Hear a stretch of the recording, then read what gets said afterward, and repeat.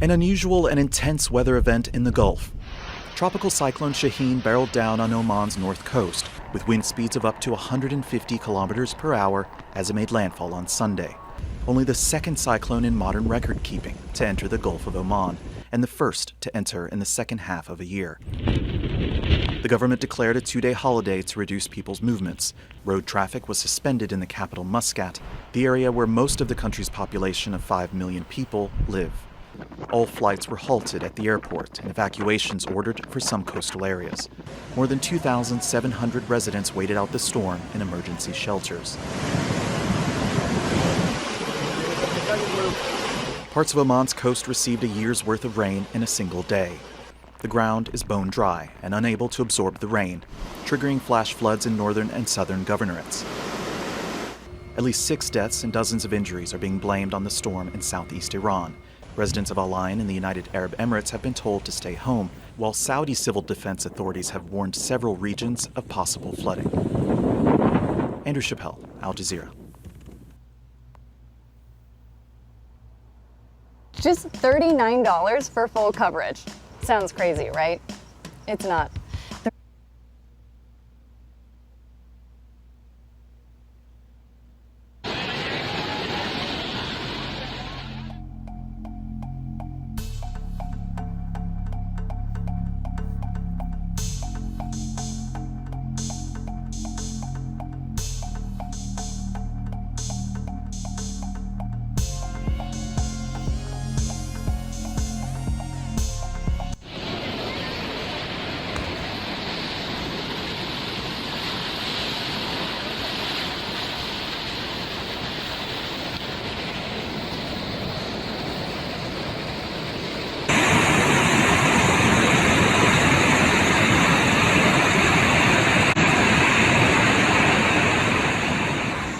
Severe flooding in the state of Gujarat on the western coast of India has affected over 1.6 million people according to disaster authorities in the country. Some areas of the state recorded more than 500 millimeters of rain in 24 hours. The Disaster Management Division of the country's Home Affairs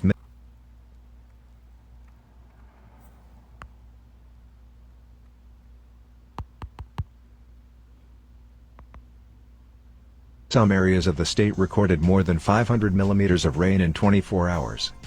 The Disaster Management Division of the country's Home Affairs Ministry reported on 28 September that flooding over the last few days has affected 1,660,254 people across 44 villages in the districts of Rajkot, Jamnagar, Porbandar, Valsad, and Junagadh. Evacuations have been carried out in 72 evacuation centers set up to house almost 7,000 displaced residents. As of 28 September, 2,553 people were displaced in Rajkot district, 3,966 in Jamnagar district, 224 in Porbandar district and 5 in Junagadh district. Flooding has destroyed at least 5 houses and damaged 28 more. Dozens of roads have been closed due to floods and rain, including the State Highway 15 and National Highway 01. Teams from National Disaster Response Force, Indian Air Force and Indian Navy have been deployed to the area to carry out rescue and relief operations. At least 31 people were rescued by NDRF crews in Kalavid Tehsil and Jamnagar. Air Force has used helicopters to rescue people stranded on roofs or in floodwaters. Do not forget to subscribe to the channel to keep abreast of the most important changes on the planet. This is the book of Psalms 91 and 19. It says, "Arise, O Lord, let not man prevail, let the heathen be judged in thy sight." Shalom. First thing and foremost, I'm going to give all praises and glory and honor that's due to Yahweh, Ba'ashem Yahweh Shai, Ba'ashem Rakakwadash. Double honors unto the elders and the apostles of Great Millstone. Peace and blessings and salutation to the hopeful elect. It was in the gospel abroad, lifting up the standard of Yahweh, Ba'ashem Yahweh Shai, wherever it may be. It's the Akiyah Mahaloya coming back with another lesson through the Spirit. Always will it be edifying. Just going into these different storms and clement weather that the Most High is bringing upon these heathens, man. Why? Because for the simple fact, the heathens, man, they've done a number on the nation of Israel, but just the so-called Negro, Hispanic, and Native American. All right, and the fact that our people, man, they're still in hell under these different nations, man. The Most High is rising up to the beck and call, and He's making these other nations complacent. Okay, because the Most High said He was going to judge the heathen round about. Now you look at the province of what it says here in India. Okay, and then you got Iran, which those are Elamites or Elamites. Okay, you got the what they city in Punjab, what they call them red dots or dot heads. All right, those are sons of Elam or Elam. Okay, which the Most High is not dealing with. So, you nations, man, the thought that you was some type of special commodity to the Most High, he's really gonna show you in this time we're living in that, hey, you're nothing more but the bottom of his shoe or the bottom of the bottom of the barrel. You know what I'm saying? Because you were put in place and you were appointed to rule over us for a certain period of time because we wasn't right with our power. But now that the men of the Lord are rising up and are foretelling the end of this kingdom, the Most High is able to go ahead forth with judgment and to destroy you other nations, man. He's going to destroy you in various ways. Okay, first and foremost, he's going to destroy you economically with your resources because all you nations that's in bed with America, your resources and so forth are getting ready to come to a bitter end because we're looking at an economic crash, which that's the possibility of another third world war. Because usually when it comes to financial crashes and banks going under, then usually they go to war shortly thereafter. And me personally, I believe that that's going to start World War III once we have some type of dollar collapse. Because now the other nations, man, they're losing substances and they're losing, resources because the Americans' negligence and the fact that they're going to default on their debt. They can't pay it, you know. And what's so hypocritical about it is the fact that America, they're able to put people in debt. They're able to come after people and garnish wages and so forth because you may be behind on bills. But yet, you're the biggest consumer of debt in the world. Well, you don't consume. Well, you know what? You are the biggest acquirer of debt in the world, okay? They're talking about $24 trillion deficit. But if you estimate it and you actually do the real math, America is probably within $300 to $400 trillion of debt that they would never be able to pay back. Okay, it's impossible to pay all that debt back. All right, but hey, who's coming to collect on you? The Most High, first and foremost. You know what I'm saying? But yet, the other nations, they want their money and you holding out. But yet, you be behind on a punk ass water bill or some type of hospital bill, and yet, you know, they're trying to put you in a bind, so to speak, man. Which is the ultimate form of iniquity or hypocrisy. All right. So anyway, this is the book. Ezekiel 32 and 34 says, there is Elam and all her multitude round about her grave, all of them slain, fallen by the sword, which are gone down uncircumcised into the nether parts of the earth, which cause their terror in the land of the living. Yet have they borne their shame with them that go down to the pit. Okay, because you going in captivity right along with Esau, which pit just means a system. Okay, and this is what this system is a pit that you can never get out of because you're constantly bombarded by paperwork or debt. Okay, by name, by social security number. You're bombarded by contracts that you could never get out, and it's to the point it's overwhelming. You know, to the point sometimes I don't even check my mailbox because it be some it's always something, man. You know what I'm saying? You catch up with everything, then all of a sudden it's something that's coming out of the blue. You know what I'm saying? You have it good, and all of a sudden some freak shit happen. You know, just stuff that constantly puts you in a grief state of mind. And that's the reason why we need out of this place, because once we get delivered, we'll truly be free from any type of debt, any type of judgments, any type of harshness that's going to be done, that has been done to our people. All right. So this is the book of Psalms 110 and 6. He should judge among the heathen, and he should fill the places with dead bodies, and he should wound the heads over many countries. Okay, going into these leaders. Okay, you got leaders that set up over these different municipalities, these different countries and governments. Though they're all being ran by Esau, Edom, you still have what they call a hierarchy. Okay, like if you look at a business, let's just say if you were a business owner and you had 6 restaurants, you may be the CEO and the franchise owner. You may be the owner and the one that put the money in the company, but yet you're going to have managers, you're going to have district managers, you got presidents, you have all those people that's over your conglomerate. Okay, but who runs it is really your establishment. But yet you're going to have lower governments on that. Okay, but once the head of that person gets judged, and hey, Don't the managers and the district managers and the presidents, don't they get penalized for it too? Okay, and that's the way it is. So the Most High is judging the heads of these nations. All right. Yep, he should judge among the heathen, and he should fill the places with dead bodies, and he should wound the heads over many countries. Okay, and there's just many of more judgments to come, because the scriptures goes into these different storms and the climate weather. Like I did a lesson on it yesterday, going into the earthquakes and the volcano eruptions and so forth, and the natural disasters. Some man-made and some just completely done through the angels on the right-hand side.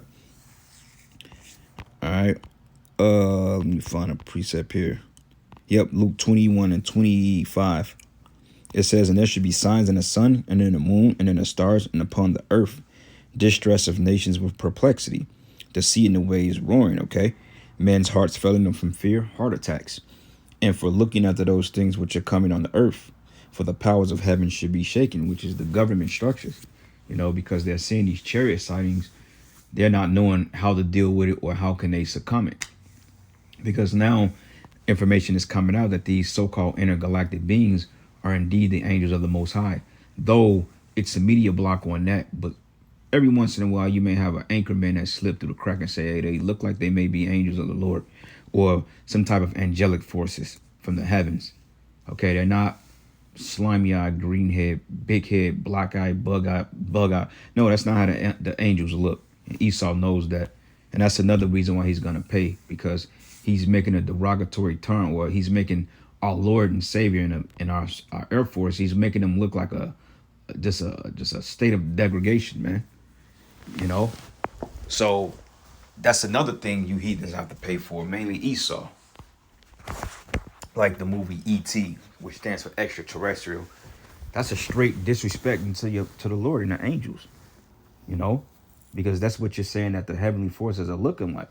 Now, if they wanted to shapeshift into that, they very well can. But overall, no, man. They look like Negro, Hispanic, and Native American men with bushy beards and bushy big afros, braids, big beards, man. And you believe it or not, I'm sure that Esau have gotten footage of how these angels look, because he talks about it. How good his technology is. He wants us to believe that he'd never seen what was flying those crafts. Yeah, right. He knows exactly who's driving him, and this is the reason why he's getting ready to come after our people so hard. All right. It says, and there should be sign in the sun and in the moon and the stars, and upon the earth distress of nations with perplexity, the sea and the waves roaring. All right, going into these crazy weathers, man. Okay, you got hurricanes that's hitting the Gulf Coast, you got earthquakes, you got volcano eruptions, man.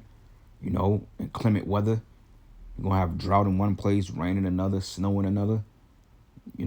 Places that's not even supposed to get hit with earthquakes are getting hit with earthquakes, which is highly unusual. All right. Second Edges 15, and I'm gonna start at verses 12. It says, "And Egypt should mourn, and the foundation of it should be smitten with the plague and punishment that the Most High should bring upon it. And they that till the ground shall mourn, for their seed shall fall through the blasting and hell with a fearful consolation," man. So woe to the world and them that dwell therein. All right, and hey, you other nations, man, you getting ready to be destroyed, period. Okay, Elam, Ishmael, Moab, Ammon, Ham, Japhet, even though Japhet have a very short, significant role in affliction, but nonetheless, you Japhites are going to slavery too, But hey, I believe through the Spirit, you're going to have levels to it. All nations are going to catch hell, because we all cut hell, but hey, nobody's going to catch as much hell as Esau. Like, I think out of all the nations that's going to catch the most hell, damn sure Esau, Ishmael going to catch a lot of hell, because you have something which is called the sub-Saharan slave trade, or slavery in the Arab world. Look at what they did to the Israelites there. You Moabites, you have a harsh slavery, man, because hey, you wanted with Esau, and then you got Ham. Which Ham, you just is gonna be straight up judged, man, because you're just a bunch of fucking heathens, man. And that's all I can really say about that. Ham, you're detestable. You're on a level with Esau, damn near Moab, man. Okay, between Moab and Moab and Ham, I don't know who's the worst, because honestly, I can't stand you Moabites, man. Like, I can't stand Moab I with a passion. I hate them just as much as I dislike Esau. Okay, notice I had to use the word dislike because if I use the HATE, this algorithm may decide to get stupid. So I have to quote unquote PC and correct myself. But nonetheless, man, I can't stand you as much as I can't stand Esau. Because you Moabites, you're proud as all hell, man. One more precept, then we gonna end it. Joel 3. All right, so this is the book of Joel 3, and I'm gonna start at verses 2. It says, "And I will also gather all nations, and will bring them down into the valley of Jehoshaphat, and will plead with them for my people, and for my heritage Israel, whom they have scattered among the nations, and have parted my land. And they have cast lots for my people, and have given a boy for a harlot, and sold a girl for wine that they may drink." Okay, this is what you nations did to us. Mainly Esau, Edom. It says, "And yea, what will you have to do with me, O Tyre and Zion, and all the coast of Palestine, going into you Hamitic nations, and you Arabs?" It says, "Will you render me a recompense?" It says, "If you render me a recompense, swiftly and speedily would I return your recompense on your own head." Right, because what you've done to the Most High's people. And to this day, you still abusing us. And it says, "Because you took my silver and my gold, and have carried into your temple my goodly pleasant things." And that's really going into the nation of Israel. Okay, we're the silver and the gold. Okay, and your temples goes into our captivities and being in your domain. Because what's laid up in temples, ancient relics, good commodities, secret things of high value. All right, and it says here, "Carried into your temple my goodly pleasant things, and the children of Judah and the children of Jerusalem have ye sold unto the Grecians, that ye may remove them far from their border. So behold," it says, "I will raise them out of the place where ye have sold them, and will return your recompense upon your own hands." Okay, "And I will sell your sons and your daughters into the hands of Judah, that they should sell them to the Sabians, to a people off. The Lord have spoken it." So this is the reason why you're beginning to see hell in your nations, man. All right. But anyway, with that, all praises and glory and honor that's due to Yahweh Bashir Yahushai. With that, shalom and the Bible ball.